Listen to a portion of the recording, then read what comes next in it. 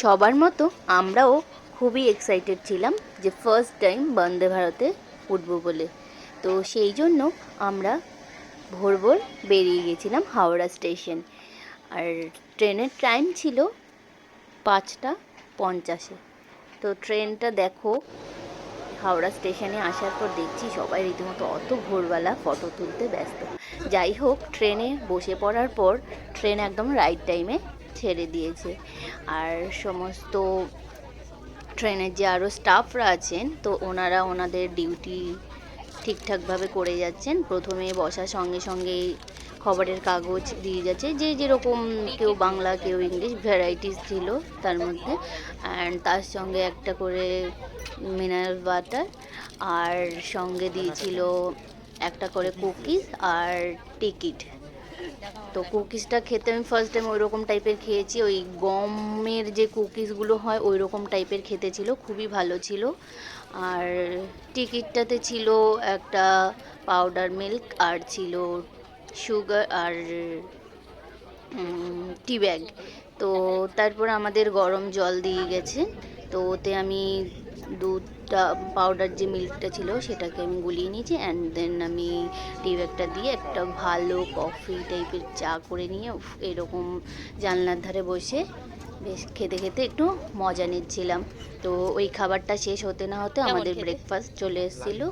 তো ব্রেকফাস্টে ছিল 2 পিস করে ব্রাউন ব্রেড, সঙ্গে ছিল বাটার জ্যাম, আর ছিল বিভিন্ন ভেজিস একটু হাফ বয়েলড করা, অ্যান্ড দুটো, আমার মনে হয় মোস্ট প্রবাবলি ওইখানে দুটো ডিম ছিল যেটাকে আমাদের অমলেট করে দিয়েছে। তো আমি দুটো ব্রাউন ব্রেডের মাঝখানে একটু জ্যাম দিয়ে, আমি যেহেতু বাটারটা পছন্দ করি না, তো জ্যাম দিয়ে আমি খেতে খেতে জানলা দিয়ে বাইরের সেই ভোরবেলার যে একটা প্রাকৃতিক দৃশ্য সেটাকে উপভোগ করছিলাম। করতে করতে তারপর ভাবলাম ট্রেনের ভেতরটা একটু তোমাদের সঙ্গে শেয়ার করি। তো ট্রেনের ভেতরটা একটু দেখাতে না দেখাতেই আমাদের খাবার চলে এসছে আবার লাঞ্চের। এখানে দেখেছি খুব টাইম মেনটেন করে খাবার দাবারগুলো দেওয়া হচ্ছিল।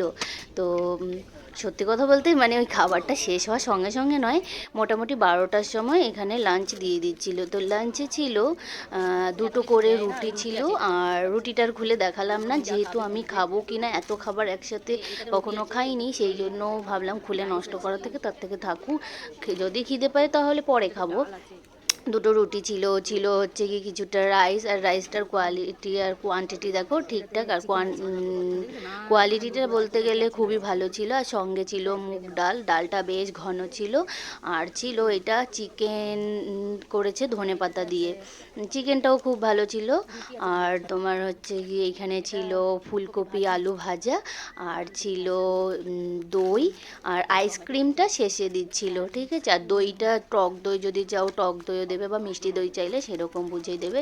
সঙ্গে ছিল স্যানিটাইজার, আর ছিল একটা করে পিকল। তো যাই হোক, আমরা আমাদের লাঞ্চটা কমপ্লিট করছিলাম। তো লাঞ্চটাতে আমি প্রথমে ফুলকপি ভাজা আর আলু ভাজা ডাল দিয়ে খেতে না খেতে আমার ফোনটা পড়ে গেছিলো ধপাস করে। তো যাই হোক, এরপর আমরা আমাদের ডেস্টিনেশন এনজেপিতে পৌঁছে গেছি। এটাই ছিল বন্দে ভারতের দুপুর পর্যন্ত মেনু। এরপর ভিডিও আসছে ডিনারে কি দিচ্ছে। টাটা।